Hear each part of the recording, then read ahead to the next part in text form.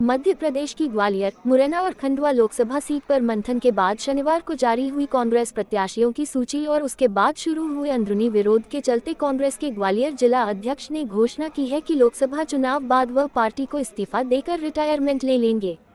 जिला अध्यक्ष के बयान के बाद कांग्रेस में हलचल मच गई है, जबकि कांग्रेस प्रत्याशी प्रवीण पाठक का कहना है कि कहीं कोई विरोध नहीं है, हम एकजुटता के साथ चुनाव मैदान में हैं। ग्वालियर चंबल संभाग की 4 लोकसभा सीटों में से मुरैना और ग्वालियर की सीट पर शनिवार को कांग्रेस ने अपने उम्मीदवारों के नाम का ऐलान कर दिया, लेकिन इसके साथ ही प्रत्याशियों के नाम को लेकर पार्टी के अंदरूनी गीले शिकवे सामने आ रहे हैं। कांग्रेसी कार्यकर्ताओं और पदाधिकारियों की नाराजगी दूर करने के लिए आनन फानन में आज सोमवार को कांग्रेस कार्यालय पर एक महत्वपूर्ण बैठक का आयोजन किया गया। बैठक के दौरान लोकसभा चुनाव में मतदाता के घर तक कैसे पहुंच जाए और चुनाव जीतने की रणनीति पर चर्चा चल ही रही थी कि कांग्रेस के शहर जिला अध्यक्ष डॉक्टर देवेंद्र शर्मा ने मीडिया को बयान देते हुए चौंका दिया कि यह उनके कार्यकाल का आखिरी चुनाव है, इसके बाद वह पार्टी से इस्तीफा देकर रिटायरमेंट ले लेंगे। जिला अध्यक्ष का बयान उसी समय सामने आया जब कांग्रेस बीजेपी से प्रचार में काफी हद तक पिछड़ी है। ऐसे में जिला अध्यक्ष का बयान कांग्रेस को चुनाव में नुकसान पहुंचा सकता है। जिला अध्यक्ष के बयान को लेकर कांग्रेस प्रत्याशी प्रवीण पाठक ने शायराना अंदाज में कहा कि वो वहां हमसे रूठे बैठे हैं, उन्हें क्या पता हम बेकसूर बैठे हैं। तारांकन में लोकतांत्रिक पार्टी का सिपाही हूं और हमारी पार्टी में सबको अपनी बात कहने का अधिकार है, कहीं कोई विरोध नहीं है।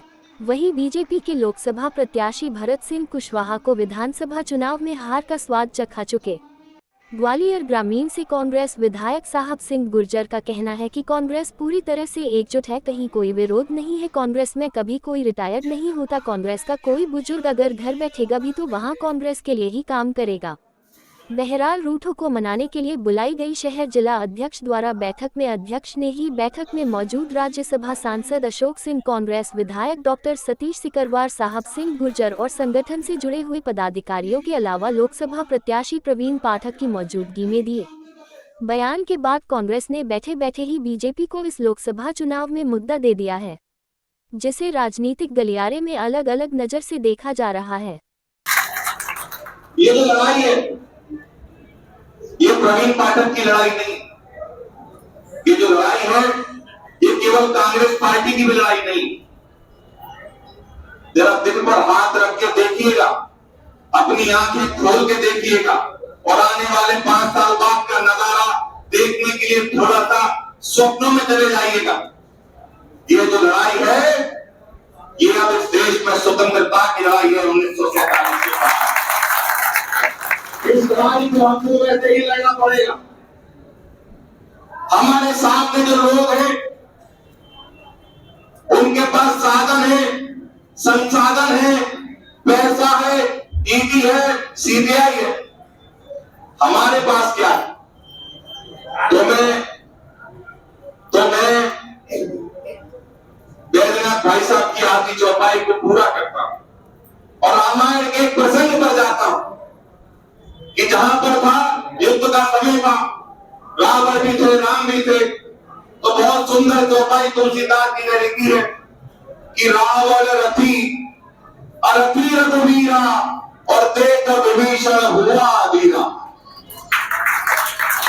रावण के पास रथ था, सोने की लंका थी, बड़ी बड़ी सेना थी, बड़ी बड़ी ताकतें, बड़ी बड़ी सिद्धियां, बड़ी बड़ी शक्तियां।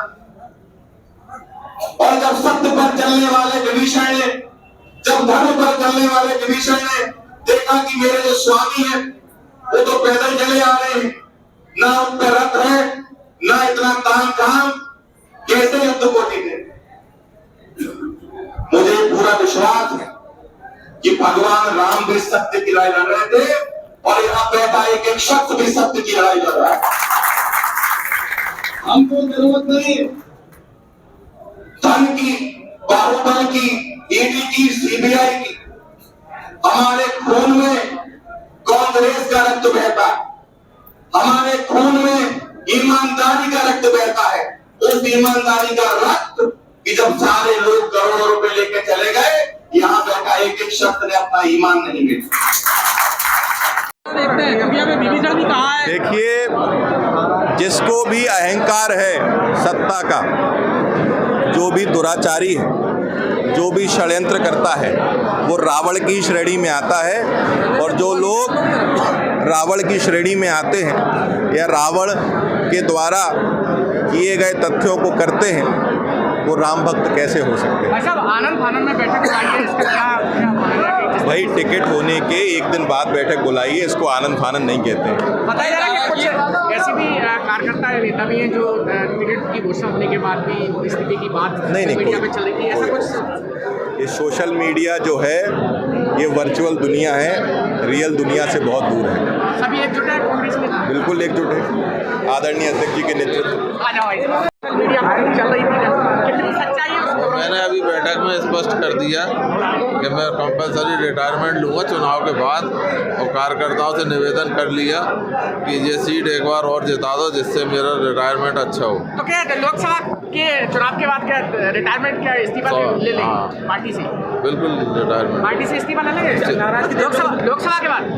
निश्चित रूप से। क्या कारण क्या रहेगा? क्या कारण रहेगा? साधारण सभा की बैठक जो है प्रत्याशी को लेके की गई थी, और प्रत्याशी के सब कार्यकर्ताओं को आज ये बिगुल बज गया।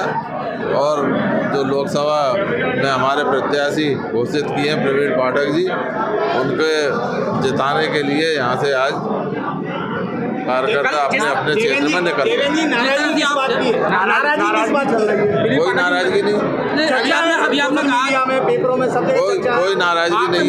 नहीं है, और नाराजगी होती तो मैं यहाँ बैठक में नहीं होता। अभी आपने कहा इस्तीफा दे रहे हैं, तो क्या कारण रहे? क्या कारण